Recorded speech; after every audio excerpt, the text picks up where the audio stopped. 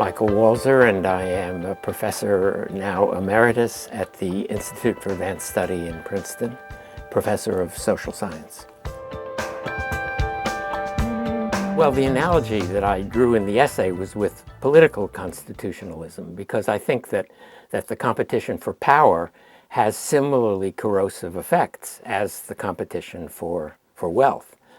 But we've taken into account the corrosive effects of the competition for power. That's the point of limited government. That's the point of democratic constitutionalism. The idea is to set limits on what people can do in pursuit of power and on what they can do with the power that they win.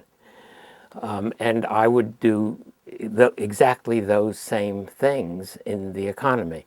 I would set limits on what people can do in the pursuit of wealth. Now, to some extent, we do that. We prohibit theft and extortion. But obviously, there are forms of market behavior which don't come under the definition of theft or extortion, which nonetheless are brutal in their effects on other people. False advertising, promises that financial brokers make to the people whose money they claim to be managing, and I would regulate that, and then I would set limits on the extent of wealth, and then we have to set limits on what money can buy, in the same way that we set limits on what power can do in the world. And the limits on what money could buy, that means that people should not be able to buy Ivy League university places for their children. They should not be able to buy expensive medical care that isn't available to anybody else. They should not be able to buy justice or in the courts or political influence. And if all they could buy with their money was rare books or fancy gourmet dinners, then money would be harmless. And that's what money should be. We should take the sting out of money, and that's just the way we take the sting out of power. A president cannot use his power for personal aggrandizement. He cannot use his power to get his son into an Ivy League college. He cannot use his power to get the Supreme Court to make the decisions he wants them to make. We have separation of powers, we have limited government, we have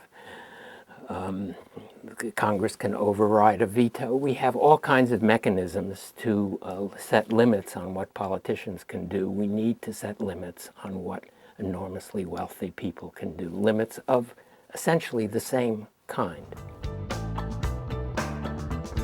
I don't accept the notion that greed on Wall Street, the exemplary form of the corrosion of moral character, caused this crisis, because greed always exists on Wall Street. Greed is what makes the capitalist system go. As Adam Smith taught us, everybody pursues personal gain, and somehow the invisible hand makes it all work out for the best. But the invisible hand doesn't do that. As we know, what is necessary is a visible hand, and that's the visible hand of the state regulating market behavior, taking into account the corrosive effects of competition.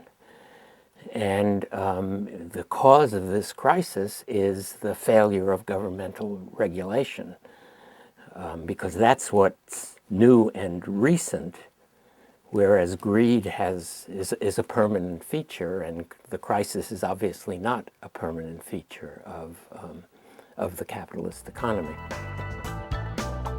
I think people are ambitious and people are greedy. in very different ways and to very different degrees. Democratic politics depends on the ambition of some people to win office, and the capitalist system, so we are told even by its defenders, depends on the propensity to gain wealth, to seek for wealth.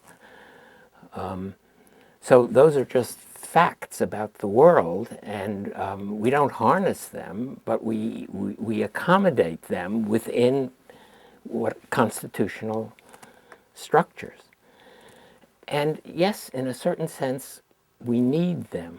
I remember back in the 1950s, I remember being told by an older friend and political mentor that Adlai Stevenson was a very good man, but he didn't want to win, and therefore he wouldn't win, and we needed somebody who wanted to win.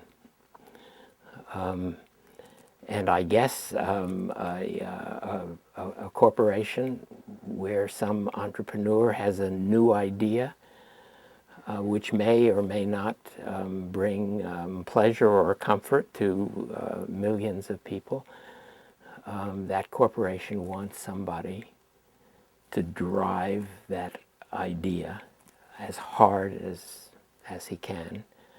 And the motive for doing that may be fame and glory, but it might, for many people, be wealth. So yes, it's not entirely wrong to say that we use those driving forces, but mostly we try to control them. Crooked timber. It was Isaiah Berlin's line, I think, from Kant. Yes, we are crooked timber, but most people, I think, do the decent thing when they can, when they're not under terrible pressure, under terrible threat. And a few people do the decent thing even when they are under terrible threat, as we see in the history of Nazism and of Stalinism. But those people are, I don't know, philosophers call it supererogatory. They are above and beyond the normal level of expected behavior. But I think people are good if you put them in circumstances that are not frightening, and if you don't expose them to threats of brutality and destitution.